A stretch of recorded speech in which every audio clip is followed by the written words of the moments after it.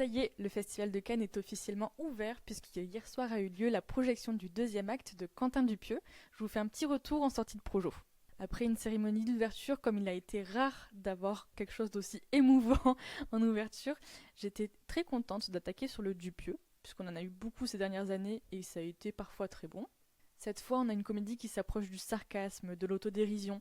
Les personnages se fondent beaucoup avec les acteurs, on sait pas trop où ça va et on sait pas trop ce qui est réel ou non. Ça nous rappelle un petit peu son premier film non-film, justement, qui jouait entre le making-of et la réalité où on savait pas trop ce qu'on était en train de regarder.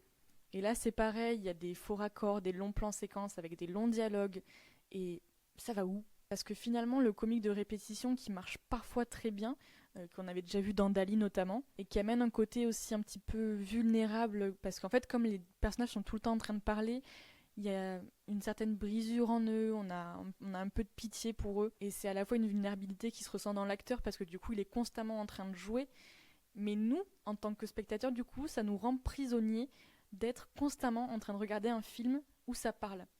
En fait, on peut pas être déconcentré parce que si on se détache des dialogues qui sont à l'écran, on se détache du film. Quentin Dupieux s'éloigne peut-être un petit peu de son côté absurde pour se rapprocher d'un malaise. Mais si parfois le malaise peut être gênant et nous pousser dans des situations où on n'a pas l'habitude d'être et qui nous mettent pas très bien devant notre écran, ici il a plus tendance à fatiguer le spectateur parce que du coup on doit être constamment concentré sur ce qui est en train de se dire alors que ce qui est en train de se dire n'est pas forcément intéressant. En fait, le concept de nous montrer un film où on ne sait pas où on va, où on ne sait pas si le cinéaste sait où il va, je trouve ça très intéressant. Mais en fait, là, le concept s'essouffle finalement très vite.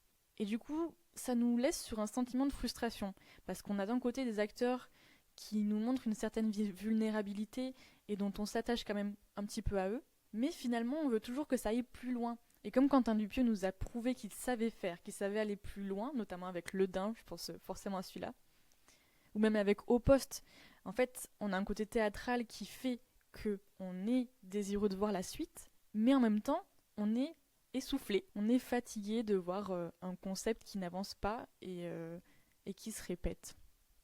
On est fatigué de par une trop grosse concentration sur le concept du film et de voir que ça ne va pas assez loin et que c'est trop répétitif. Du coup, je suis un petit peu mitigée. À la fois, je trouve le concept très chouette et en même temps, j'en veux plus. Donc,